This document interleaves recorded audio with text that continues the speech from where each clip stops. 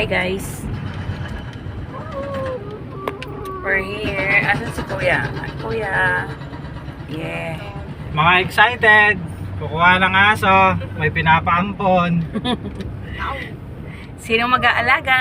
Ako. Aso. Anong pambira? Wala kang pinapala sa aso. Hindi, kinalaga. Magandang hapon po. On the way kami ngayon sa Marilao. Papunta kami sa pinsan ko. Merong pina-adapt na aso. Isa siyang 2 years old na Siberian Husky.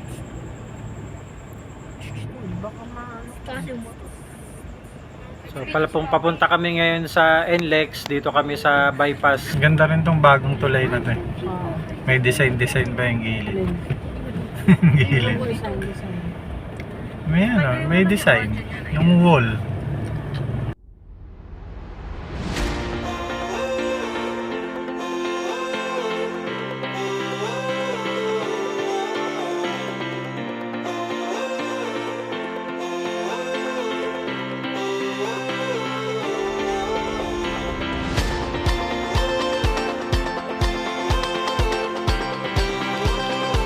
Itong bagong tulay na to, matatagpuan to sa Balagtas exit. Ang way niya bypass Plaridel. Dito to banda sa may Chaong area, malapit sa bagong BIR dito sa Bulacan. Ngayon palabas kami ng NLEX. So pagdating namin sa toll gate, bumugad agad sa amin ng traffic. So ito ang problema ng NLEX eh. Pagdating sa tollways nila, may mga RFID yung kanilang frequency mahina. Yung iba hindi agad nababasa, kumbaga tutukan pa. Minsan kailangan gumamit ka pa ng card para i-tap. So ngayon nandito na tayo sa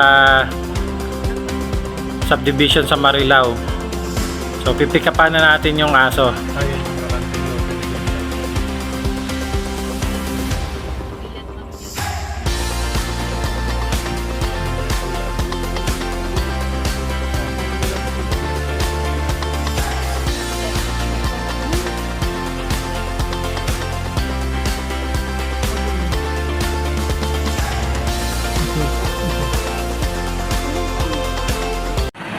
Si Bas.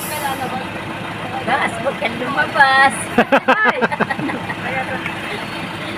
Hawakan mo lang.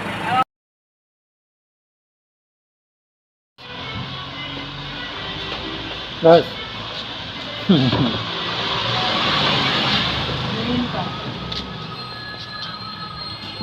Maliligo na tayo. Ha? Ngayon na? Ngayon na ba?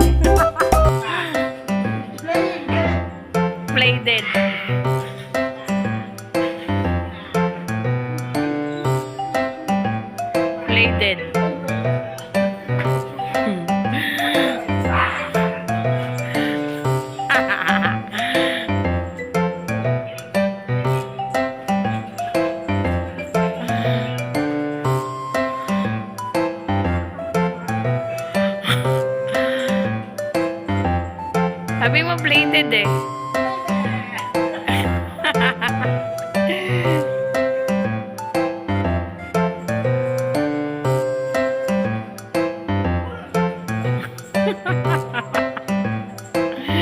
Kati.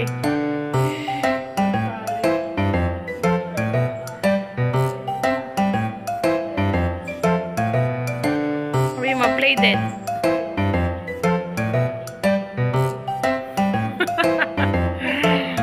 Plated nga. Sabi mo plated eh.